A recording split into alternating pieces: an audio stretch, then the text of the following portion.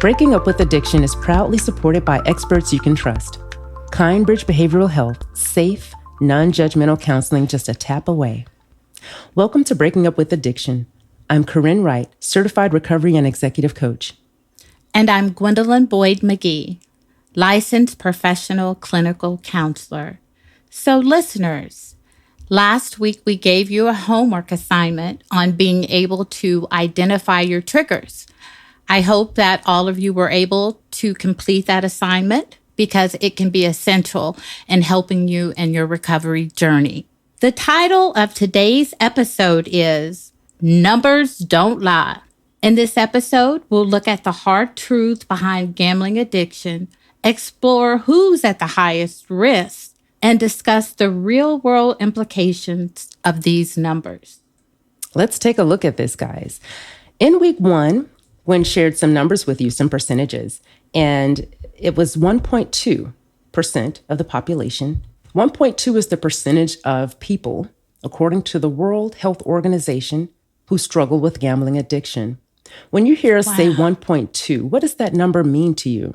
Does that number get lost at sea where it's like, 1.2% of the population struggles with gambling addiction? That's not a lot. It is definitely a lot of people.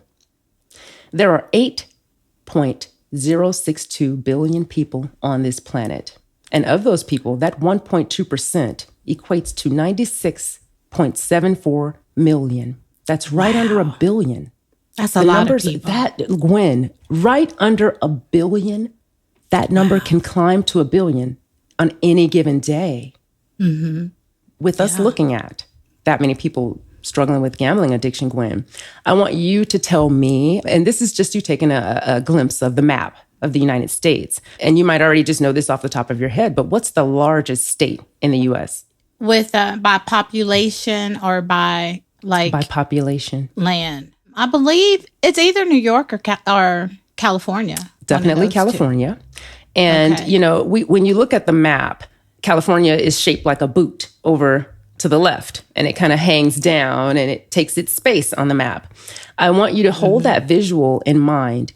When we look at, the number of people in California, according to the U.S. Census Bureau, as of July 2024, California's population was 39,431,263 people.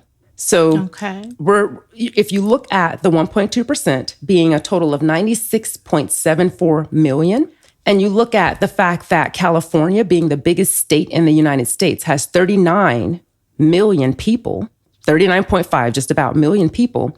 Now we're getting, more of a closer view, less of a bird's eye view of how many people are really impacted. So now I want you to use your imagination and you look at California on the map. I want you to imagine right where California ends, add another California. And then right where that ends, add another half of California. Now we've almost eaten the state of Texas by taking over the bottom of the map.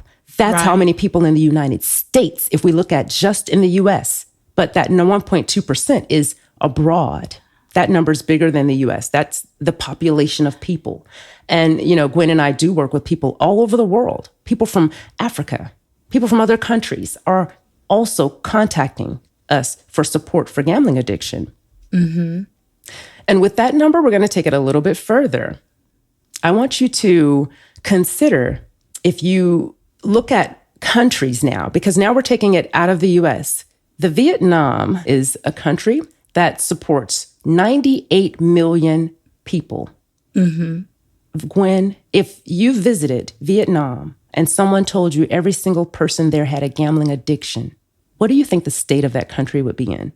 It would be in chaos and it would be struggling. And I would probably try to find as many gambling disorder counselors I could, and we would all need to go and live in that country for some time. Yeah, absolutely right. Any progress could be made.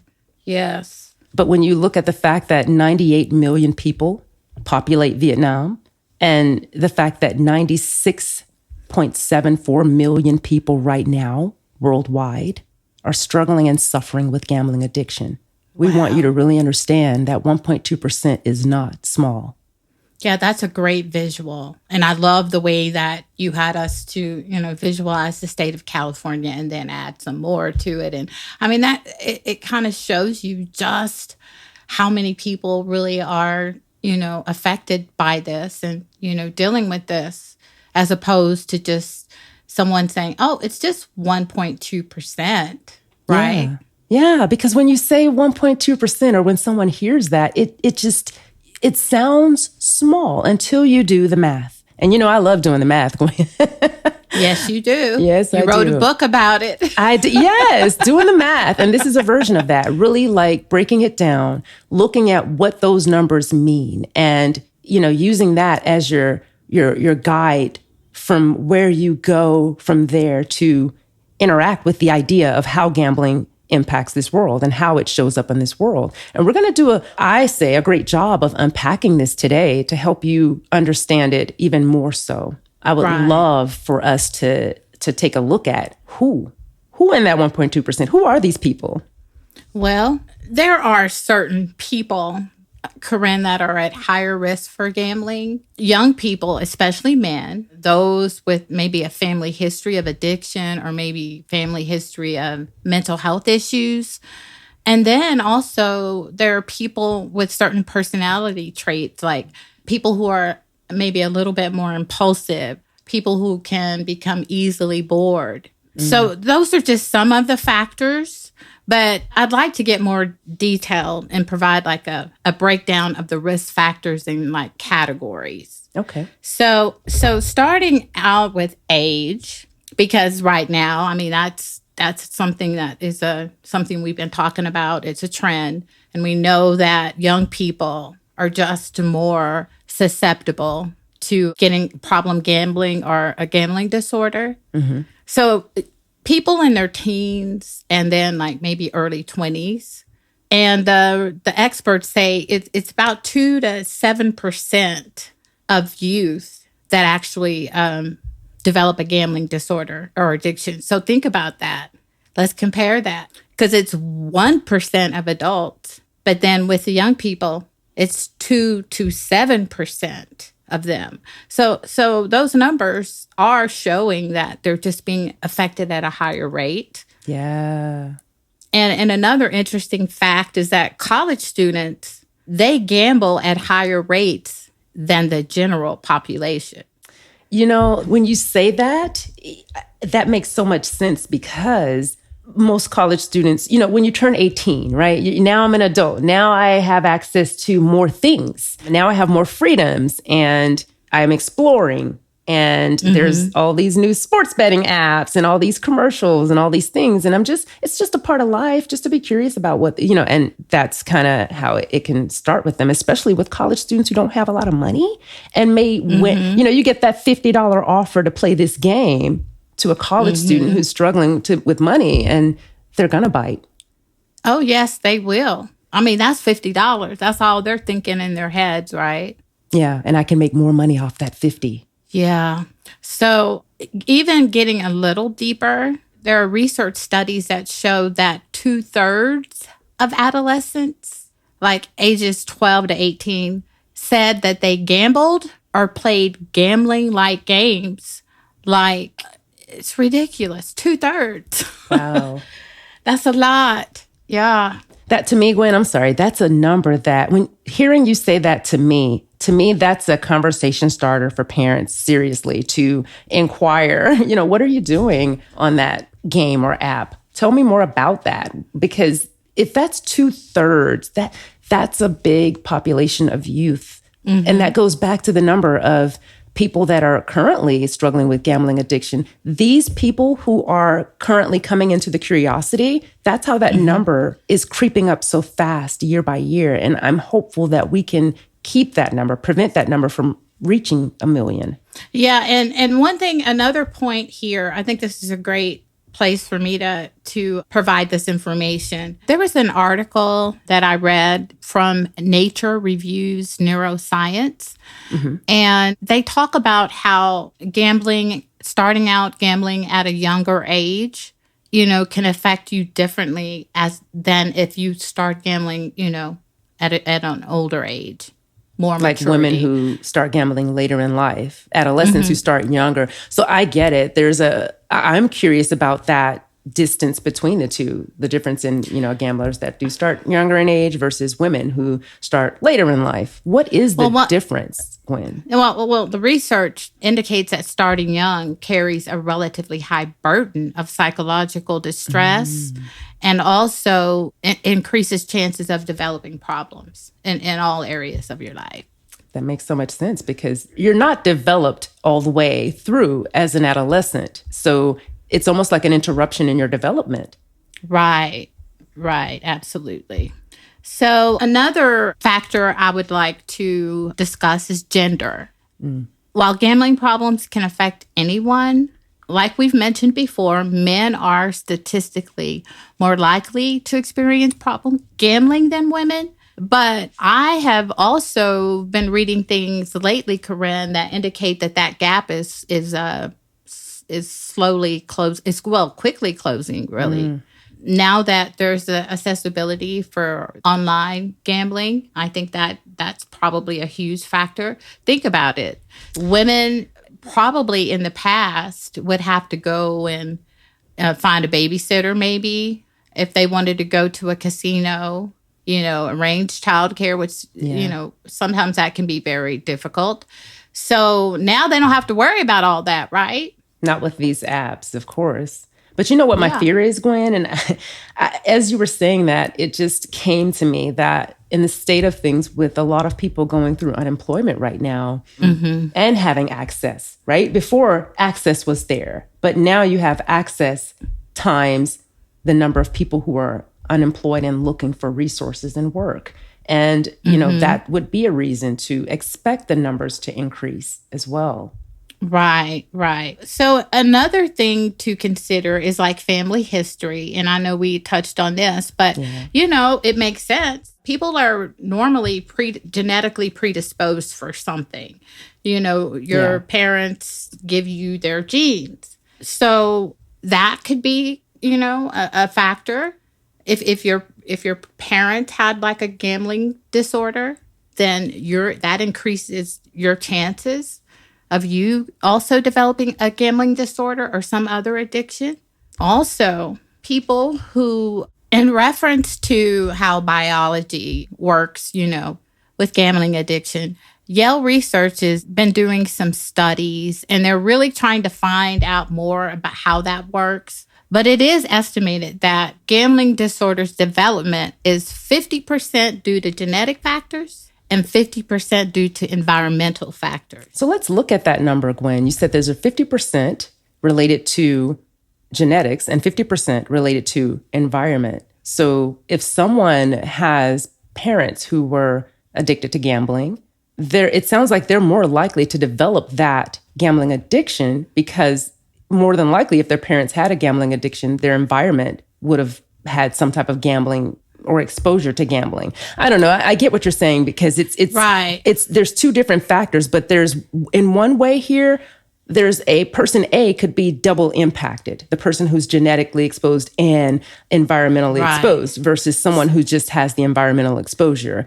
This is very, interesting to take a dive into looking at closer. Well, I mean, I love doing hypotheticals. I think it's just a good way to illustrate things. So let's do a hypothetical here. Okay. Let's say there were twins, 2 boys, twins, pretty much even genetically, okay? And their mother gives birth to them and she gives them up for adoption, okay? So let's say we have twin A and then we have twin B. Twin A gets adopted by this family that the father is a doctor, the mother's a teacher. They like to involve the children in extracurricular activities. Being that this man is a doctor, we already know what kind of money he makes, right? So he's not, twin number A is not worrying about, what he's going to eat, if he gets to eat. He has a pretty stable life. He knows that he goes to bed at night at this time, gets a good night's sleep, gets up, goes to school. There are chores that he has to do. Yeah. There are requirements and expectations on, what kind of grades he's making. Mm-hmm. All of those things, very involved in his life, very supportive. The family goes to watch all of the baseball games, basketball, everything is, pretty good, pretty stable environment, good neighborhood. Okay, so let's go to twin B. Twin B also gets adopted by a family that kind of has some, pretty good stability. The husband's a salesman. The wife, she's a nurse, and they have some stability, except the first year that the twin is there, things don't work out with the marriage and they get a divorce. Okay, so now the twin B is with a single mother. His adopted mother doesn't have a father. The mother is struggling to pay all of the bills, mm-hmm. the mortgage, all of those other things. So she can't pick him up. She needs to work. She can't pick him up from school. She has him to stay for an after-school program, or either he's a latch kid and mm-hmm. just kind of goes home and lets himself in. Because she's already struggling with paying bills, couldn't find a house in a really nice neighborhood. So there is some crime there. So twin B, he starts kind of, he has all this free time. He's bored. He starts hanging out in the neighborhood. Then he meets some new friends. They're betting, they're gambling. He learns about it. So do you see what I mean? Yeah. How environment can be a huge factor? Absolutely. Absolutely. It's almost as if when things are good, you're fine. But when things are not good, you have to then think about, how do I make life work? How do I make this money I need? Or how do I get these things? And it doesn't have to be out of a desperation. It could just be out of, like you said, it could start with boredom and me getting involved in extracurricular activities that turn into something else. So environment does play a big role. It does. And then in his case, because he's genetically pre-exposed, that percentage for him to potentially become a problem gambler is much higher. Right. And I know we've touched on the mental health conditions, being a factor and contributing to gambling addiction. But, since we have we're talking about numbers, I just want to point out that they do matter. Co-occurring does matter. So individuals with other mental health conditions like substance use disorders, mood disorders like depression, anxiety, personality disorders, or ADHD, they are all at higher risk. Yeah. Yeah. And think about this, but people with gambling disorder often abuse things like alcohol, tobacco, or other drugs. Right. So you're painting layers now, Gwen. I'm seeing the layers. Right. And so, there was a 2008 study that showed that people with mental health disorders are 17 times more likely to develop problem gambling. 17 times more likely. 17, not one times, not two times more likely. Oh, they're 2 times more. 17 times more likely. I just wanted to highlight that because that number is important. Yes. And so, it's a 2008 study, but if anything, the numbers probably haven't increased. I'm sure. They have to have increased because the world is still turning. The numbers have gone up since 2018. So somewhere in there has been an increase. We just may not have that exact number today, but I concur, right. Gwen. Yeah, and just the last factors that I want to talk about is just, the differences in personality traits.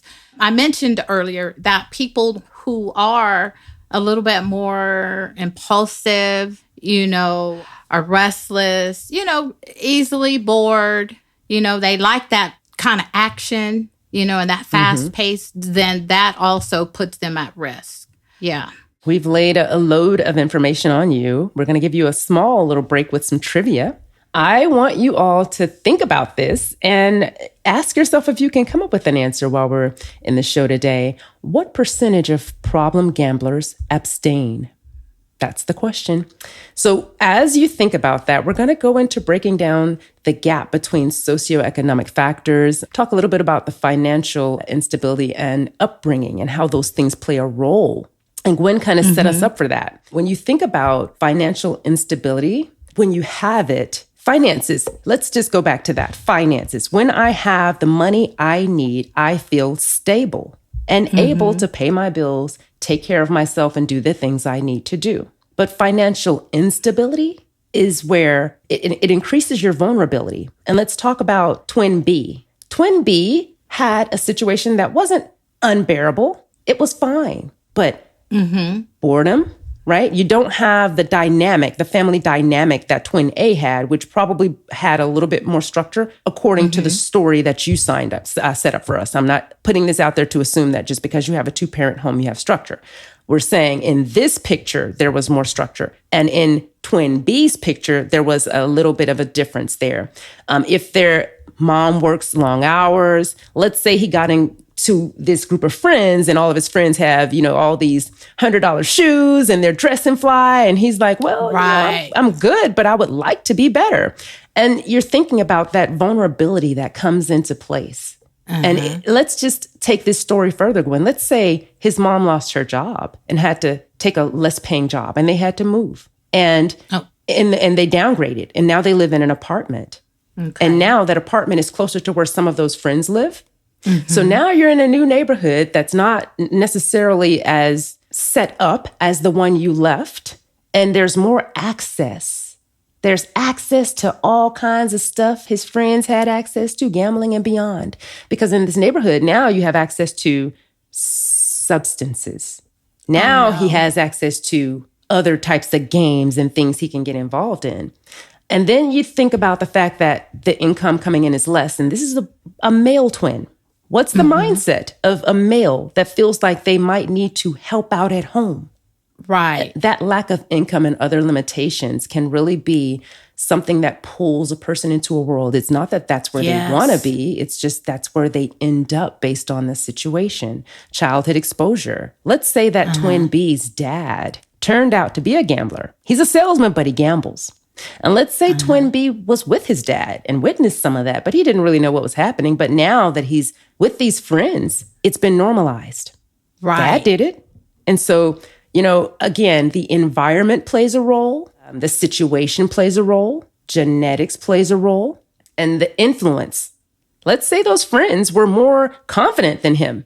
Influence will play a role. Yeah, peer pressure. It's been around forever. Yeah. I would love to just touch into the healthcare costs, social services, and the strain on public resources, because that's something that I'll get into next, Gwen, but I wanted to, pass it to you. So we talked about the different demographic factors that can, cause a person to be more at risk for gambling addiction. But I'd like to get a little deeper and kind of look at, race and culture, ethnicity, those kind of things. Yeah. So I know before we talked, we may have even made a comment about it or maybe used a quote last week, but it had something to do with, when it comes to gambling addiction, anybody is susceptible, regardless of, your age, your race, your socioeconomic status, all of those things. Well, those are good points. But I wanted to just make that statement to kind of set this up, because actually gambling addiction does not affect all races equally. Paint the picture. Several studies have shown that problem gambling is more prevalent among certain races and ethnic groups.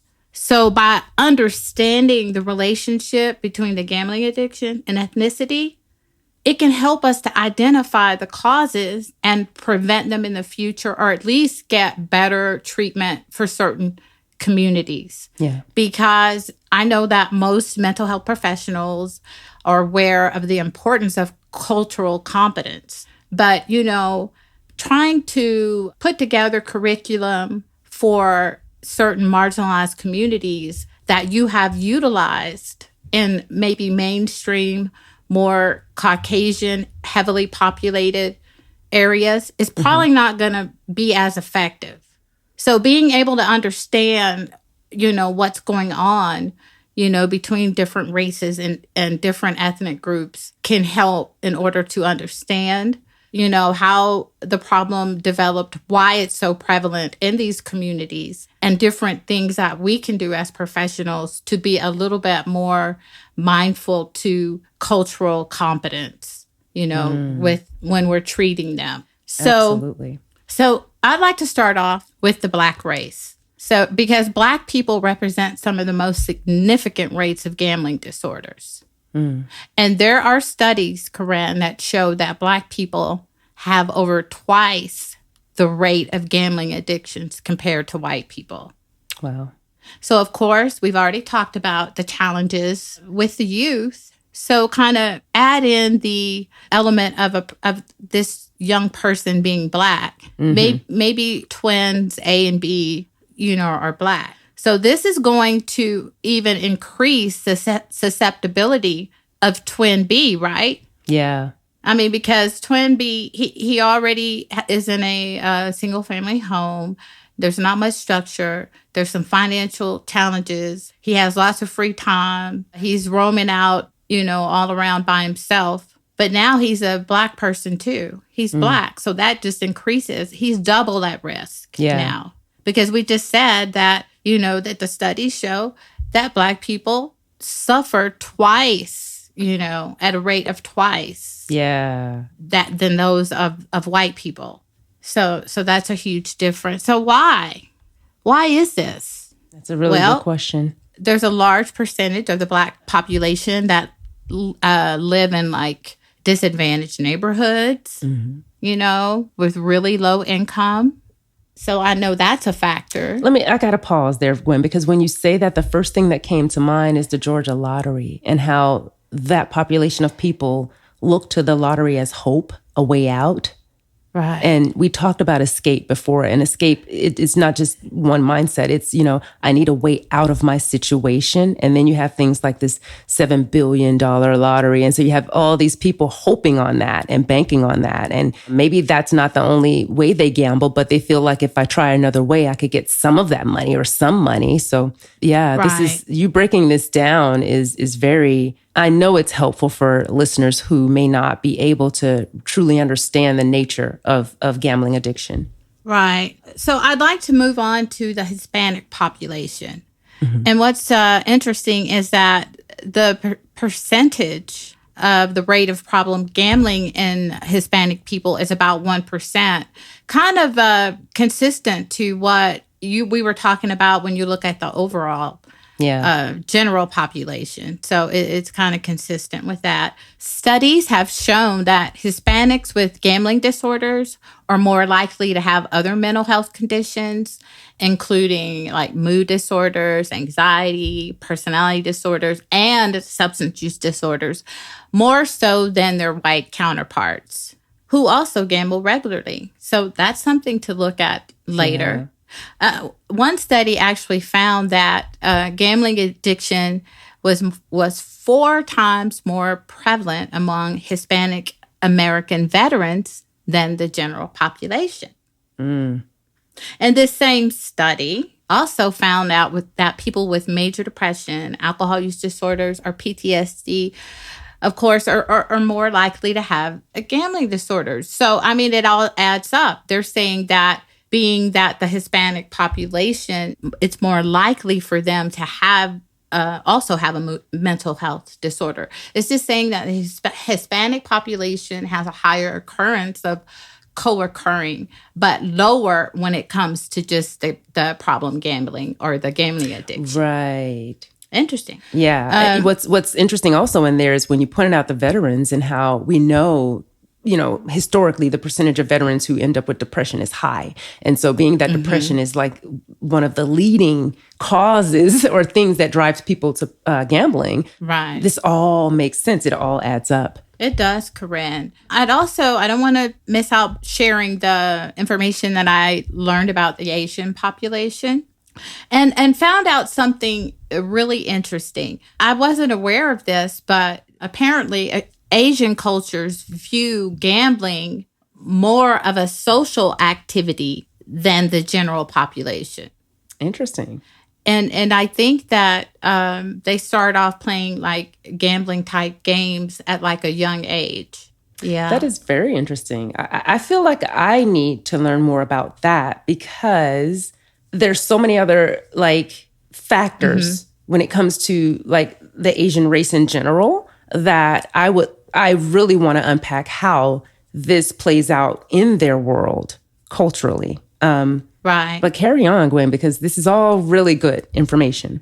Yes. And so also, the study showed that Chinese students reported the highest gambling rates, followed by Koreans and then white people when it came to, just the college students. Right. So that's a difference too. And it could be that, since the Asian population feels like it's more of a social game, they don't get involved at a younger age, maybe until they go off like to college. Mm-hmm. Yeah. So let's look at the white population. So they have the lowest rates compared to all of the other races. But white men are 72% more likely to develop a gambling addiction than 54% of the black males. Now that is a number to digest. Because it's showing, this is what this is telling me.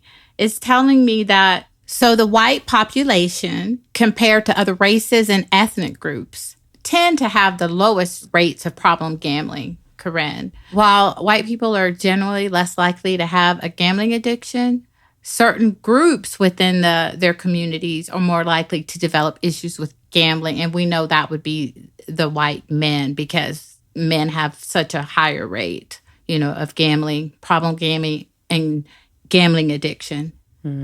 Than other genders. Wow.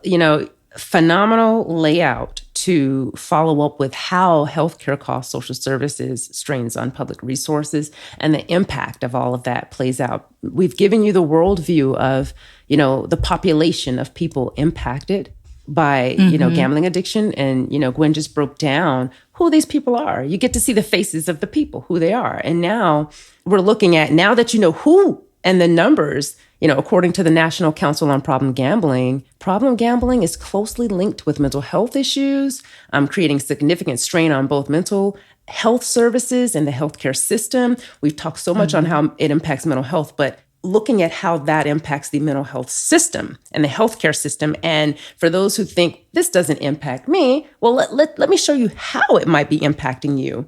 So we often talk about the co-occurring disorders and what that looks like. What that looks like in this system is the coexistence of mental health disorders such as depression, anxiety, and substance abuse, which compound the healthcare burden. So now you have all these numbers of people who have been multiplied in their vulnerability, now needing resources.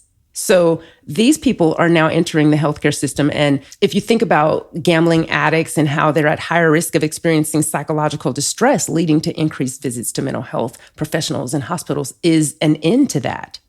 So just think about it, Gwen. You know how I know for certain there's a hospital in Birmingham. It's a big, known hospital. And one of the gripes that I hear from several of the employees that work there are there's never enough staff to address the people coming in. And one woman told me that people have been, going to ER just to get doctor's appointments. Because if you go to ER, they have to schedule you a follow-up.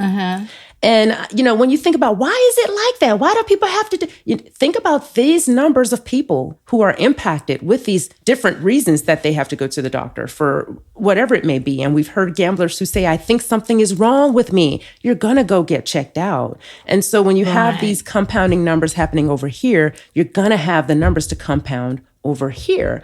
And when we look at how problem gambling impacts social services, the financial instability created by gambling addiction often leads to reliance on social services needs, such as systems put in place for providing assistance, financial assistance to people who are less able to take care of themselves, homelessness and rehabilitation services. Because where do you think this disorder and addiction is going to lead people who can't get it under control? You already know. We already know. And, a study done by the Australian Government Productivity Commission estimates that gambling-related harm costs the Australian economy $4.7 billion annually, including direct cost of social services and welfare. Wow. That's a lot of money. That is a lot of money. Where does that money come from? Well, when we think about taxes here in the U.S. and how there's so many different things set up to support, systems set up to support people in need, from welfare to Medicaid, different things that are resources that people need to tap into. And you think about a country like Australia, because we said this is a worldwide pandemic. I say pandemic loosely, but this is a worldwide situation that exists in every pocket of the world. It does. I agree with that. Absolutely. I want to give our trivia answer while we're here, because we've given you a lot of information. And the question was, what percentage of people who gamble, specifically gambling addiction, abstain? What percentage? And the answer to that is not a short answer. It's not a number. According to multiple sources, including the California Council on Problem Gambling, while many individuals with gambling problems may reduce their gambling frequency, complete abstinence is less common. It's true, but let me kind of explain some of that a little bit, because some people, even though they may pursue abstinence, will still, slip back into gambling while trying to reach for their recovery. And that is what we call the relapse, right? The relapses happen. And when they happen, the worst thing you can do is wallow in it. The best thing you can do is tighten up that relapse prevention plan and get back on track. I know it's hard not to wallow, because when you relapse, most times relapsing comes with damage. And how can I not wallow in this damage or this trust I've rebroken again? And, but you have to turn it around with action. So one of the things that we do know is that there are people out there who have abstained for 10 and 20 plus years, right? The reason why it's hard to capture that percentage is because, unfortunately, relapse can and may be a part of your abstinence journey. And so if you happen to have maintained abstinence and you're going about your life, great. Maybe the number could be captured there. But then if something happens and you relapse and you're someone who's answering those questions, you're not necessarily in the pocket. So that number is always going to be gray. But you will be hearing from people who have these 10 and 20 plus years and are holding those years on our show, because we're bringing them here. We know them. And abstinence from gambling is about taking back control of your life. Yes. Restoring trust, reclaiming your stability, and embracing a future free from the chaos and the loss of gambling. I love that. I want you all to take that soundbite from Gwen and remember that, because that's what it's about. Just to give you a little bit of information on how gambling addiction contributes to crime rates, according to Gambling Research Exchange in Ontario, approximately 50% of individuals with gambling problems engage in criminal activities, with 47% reporting crimes such as fraud, theft, or embezzlement to fund their habits. 50%. Wow. Of individuals with gambling problems engage in criminal activities. Wow. The severity of gambling issues correlates directly with criminal behavior. Additionally, 16% of incarcerated individuals have a history of problem gambling, highlighting the link between gambling addiction and criminal behavior. Now, in a more recent study, research published by the National Institute of Health highlights that problem gamblers are more likely to commit nonviolent, financially motivated crimes such as theft, fraud, and embezzlement. It's always going to be something that gets them to the recovering of the money to get back into the gambling. It's never, I'm not going to say never, but the intention is not based on harm. And I don't know if you all remember that in week 1, we talked about the history of gambling and how it started out as a blood sport in arenas like Sparta. But today, gambling is not associated with being a violent crime. And even in these statistics, it's not associated with being a violent crime. It's all based on mental, your mental health and your situation and all the other things Gwen and I unpacked. Right. So, Corinne, 23% of the homeless people actually have problems with gambling. Were you aware of that? No, I was not. Yeah, 23% of homeless people. And there tends to be a strong connection between the problem gambling and the homelessness. So things come into my mind right now, kind of like the egg and the chicken, like which came first. Yeah.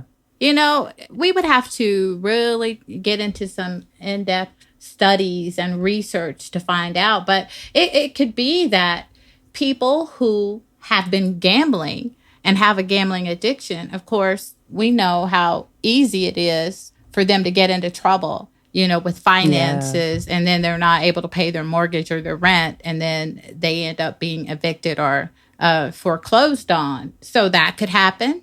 And then they're homeless. Or is it a person who's homeless, who's trying to survive and trying to make it the best way they can? And so every little dollar or a few dollars or whatever it is they get, or maybe they're on benefits, you know, and they're getting a check once a month, either like SSI or Social Security, and they're just trying to use that money that would not really be enough for them to be able to get out of their homeless situation. Maybe they're using that money hoping that they can gamble and get a big payday and then be able to get housing. So that's kind of, you know, that's something to think about. You know, not sure if it's the chicken or the egg, you know, situation with that. I'd also like to talk a little bit about unemployment and unemployed people in regards to gambling addiction. Mm-hmm. So there was a study that found that unemployed individuals have 2.14 times higher odds of ever having a gambling disorder compared to employed individuals. Oh, wow. So there's a lot of time there. That's what comes to my mind first. Yeah. If you're not working, you have a lot of time on your hands. And if you have a phone in those hands, then there you go.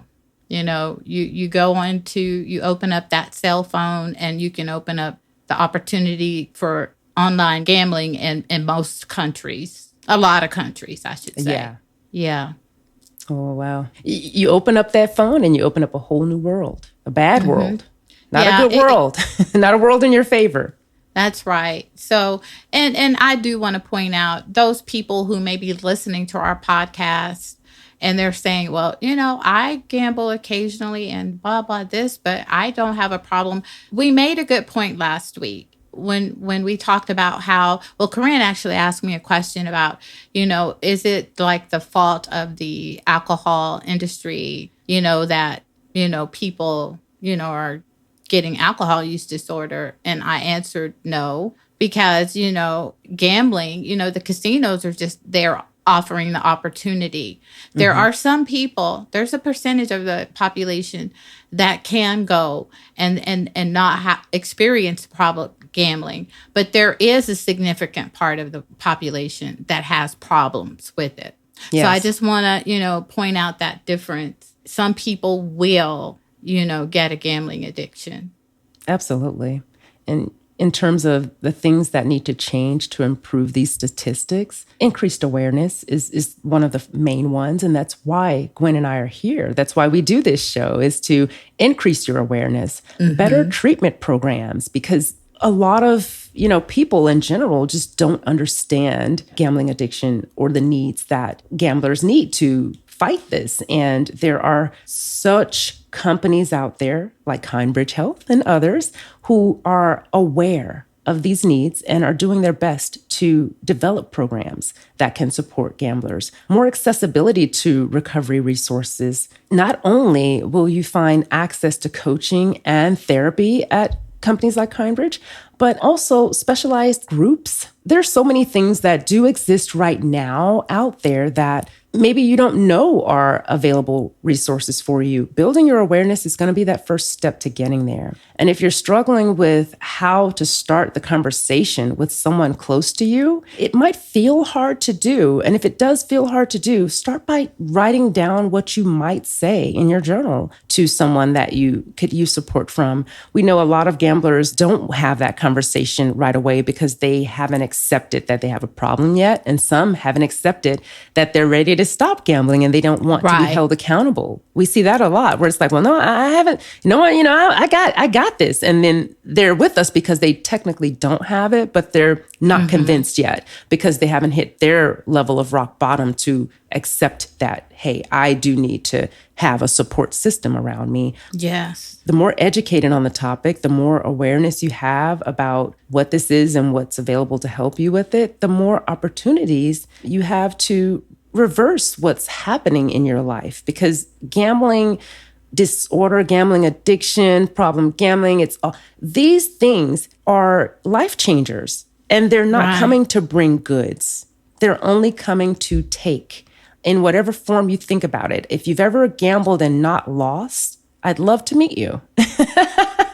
But most gamblers we know, they've always lost something. So, and not to say that they haven't gained, but there's guaranteed that you're going to lose. This can, be something that you take to your journal first. Like I said, take it to your journal if you want to think about what you want to talk about to someone or how you might approach that conversation, just to get it off your chest and at least start the conversation with yourself. And then when you build the courage up to find someone that you trust to bend their ear and let them know what type of support you might need and create a healthy boundary with that support if you feel that's necessary. Hey, I don't want to be judged. I just want you to understand what I'm going through, but don't expect them to just be a ventilation for you. They're not going to be a vent station where you can just come and drop off your woes and your losses and your problems from the gambling.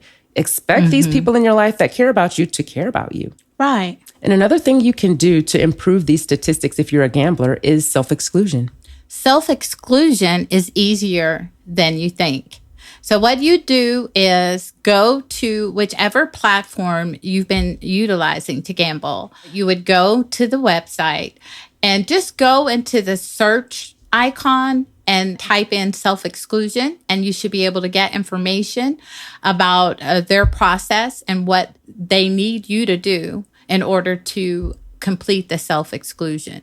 You can do it. I think there are different amounts of time that you can choose. You can just self-exclude for a year, or I think you can do 5 years. Of course, I try to encourage people who do have a gambling addiction to self-exclude for a lifetime. Yeah.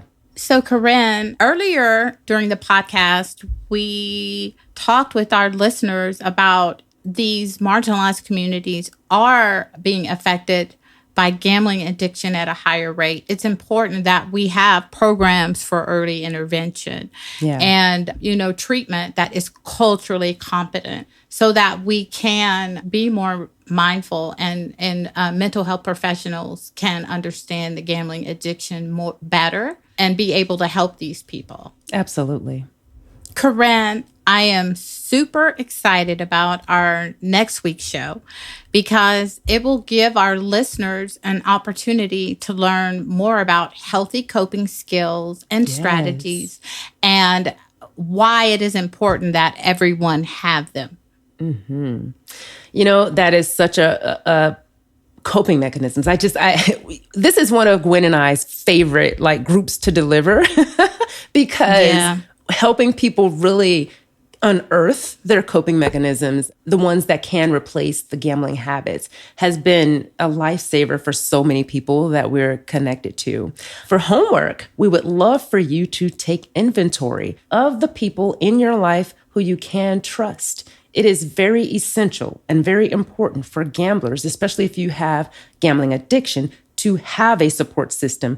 And we're going to talk a lot more about that later down the line when we talk about interpersonal relationships. We want you to just take inventory right now of who those people could be. No heavy action, no heavy lifting. Just know who they are. Do they exist in your world?